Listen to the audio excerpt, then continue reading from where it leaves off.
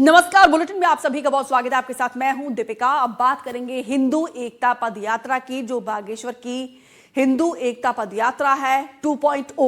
हिंदू एकता पद यात्रा पर पंडित धीरेन्द्र कृष्ण शास्त्री फरीदाबाद के भाटी कला गांव में बड़ी से बड़ी ये यात्रा, और 10 दिनों में 170 किलोमीटर की यात्रा करेंगे धीरेन्द्र शास्त्री। 16 नवंबर को वृंदावन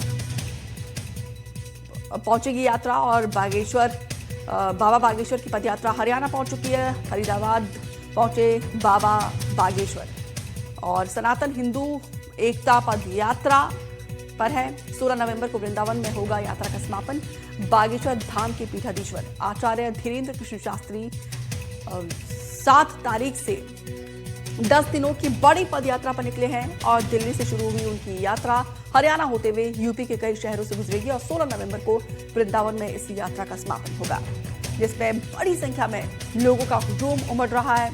और फिलहाल आपको बता दें कि दिल्ली से शुरू हुई ये पदयात्रा हरियाणा प्रवेश कर चुकी है। फरीदाबाद पहुंच चुकी है ये पदयात्रा, और हर दिन 10 दिनों में 170 किलोमीटर की पदयात्रा जो है पूरा करने का ये लक्ष्य है। 16 नवंबर को वृंदावन में इस पदयात्रा का समापन होगा। हिंदू एकता पदयात्रा 2.0 है। एकमात्र लक्ष्य यही है कि हिंदुओं को जागरूक करना है, एकजुट करना है, जात पात से हटाकर एक सूत्र में पिरोना है, और हिंदू राष्ट्र को लेकर ये पदयात्रा निकाली जा रही है, जिसमें देखिए तमाम नामचीन यहाँ पर महानुभूत विभूतियां भी इस पदयात्रा में शामिल हो रहे हैं। सनातन से जुड़ी हुई कई बड़ी हस्तियां इस यात्रा में शामिल हो रही हैं। और फिलहाल आपको बता दें कि फरीदाबाद के भाटी कला गांव से आज की दिन की यात्रा आगे प्रवेश कर चुकी है। 16 नवंबर को वृंदावन में इस यात्रा का समापन होगा। और आपको चलिए सीधा फरीदाबाद ले चलते, जहां से हमारे सहयोगी अभिषेक दुबे जुड़े हुए हैं। अभिषेक, आज के यात्रा को लेकर क्या खास जानकारी आप दे रहे हैं? यात्रा शुरू हो चुकी है, कितनी संख्याओं में लोगों का हुजूम है, और क्या तैयारी? बिल्कुल, देखिए अभी जिस सड़क पर हम खड़े हैं ये पदयात्रा इसी सड़क पर चल रही है, और आप सामने देख सकते हैं हम थोड़ा सा उससे दूर हैं, क्योंकि वहां पर लाइव देने में इशू आ रहा था, इसलिए हम थोड़ा सा पीछे हैं। लेकिन आप सामने देखिए लगभग 100 कदम की दूरी पर यह पदयात्रा चल रही है।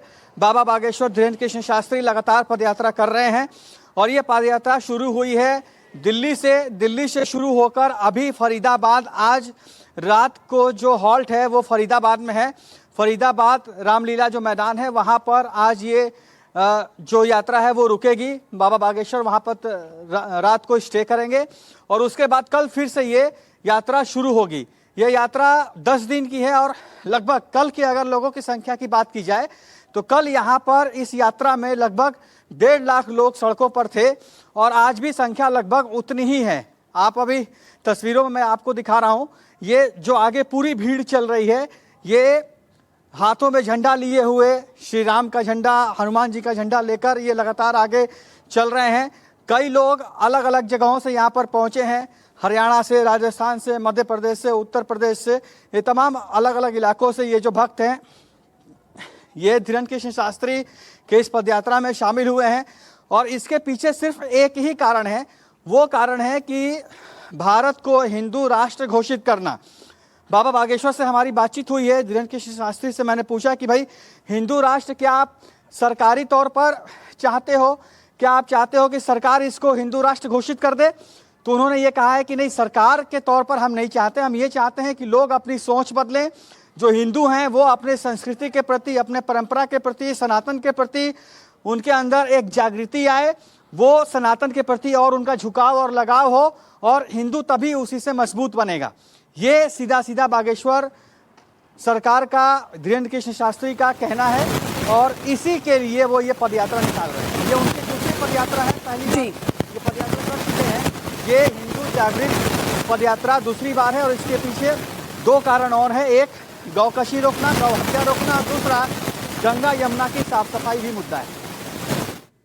अब बिल्कुल यहाँ पे जिस तरीके से हमारे सहयोगी अभिषेक जानकारी दे रहे हैं, तस्वीरें दिखा रहे हैं कि कल भी जो है 1.5 लाख के आसपास लोगों का हुजूम देखने को मिला था और आज भी देखिए इतनी ही संख्या में, लाखों की संख्या में लोग पहुंच रहे हैं। अभिषेक, ठंड ने दस्तक दे दी है, इसके बावजूद यहाँ पे लोगों में गजब का उत्साह देखने को मिल रहा है और हर दिन हम देखते हैं कि कई बड़े संत भी इस यात्रा में शामिल हो रहे हैं।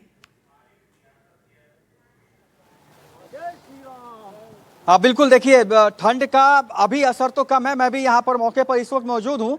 सुबह और शाम को ठंड जरूर यहाँ पर 13 से 14 डिग्री सेल्सियस तक पहुँच जा रहा है, जो कि आज का टेम्परेचर अगर मैं बात करूँ दिल्ली और नोएडा की, तो आज मिनिमम टेम्परेचर 12 डिग्री सेल्सियस था और रात में 12 बजे के बाद ये स्थिति होती है।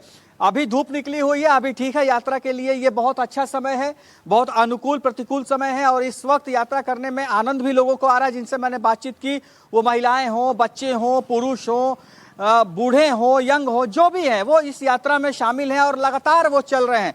उनको बड़ा आनंद आ रहा है इस यात्रा में चलते हुए और सबसे बड़ी बात यह है कि उनके जो गुरु हैं बाबा बागेश्वर, उनके साथ वो चल रहे हैं। उनको इस बात की खुशी है कि वो बाबा बागेश्वर के साथ चल रहे हैं, उनके साथ चलने की उनको खुशी है। उनके साथ वो फोटो खिंचवा रहे हैं, सेल्फी ले रहे हैं और उनके साथ नारा लगाते हुए वो आगे बढ़ रहे हैं। उनका सीधा स्पष्ट एक ही कहना है कि जो धीरेन्द्र कृष्ण शास्त्री चाहते हैं वही हम चाहते हैं और जिस तरीके से वो आगे बढ़ रहे हैं उसी तरीके से हम उनके समर्थन में आगे बढ़ रहे हैं। तमाम अलग अलग जगहों से ये लोग यहाँ पर पहुंचे हैं। मैंने आपको पहले भी बताया, दिल्ली से लोग जुड़े हैं, इसके अलावा यहाँ फरीदाबाद से लोग जुड़े हैं, हरियाणा से लोग जुड़े हैं, उत्तर प्रदेश से लोग जुड़े हैं, राजस्थान से लोग जुड़े हैं, मध्य प्रदेश से लोग जुड़े हैं और ये जो पूरी भीड़ है ये लगभग 1.5 लाख के आसपास है।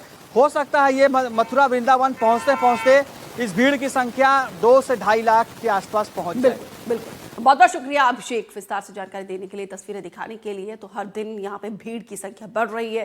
जिस तरीके से अभिषेक जानकारी दे रहे हैं कि जब यात्रा का समापन होगा वृंदावन जाकर, तो उस समय भीड़ की संख्या और ज्यादा बढ़ सकती है। लेकिन सुरक्षा के लिहाज से पुलिस भी देखिए पूरी तरीके से चौकस है, चाक चौबंद व्यवस्था कर दी गई है।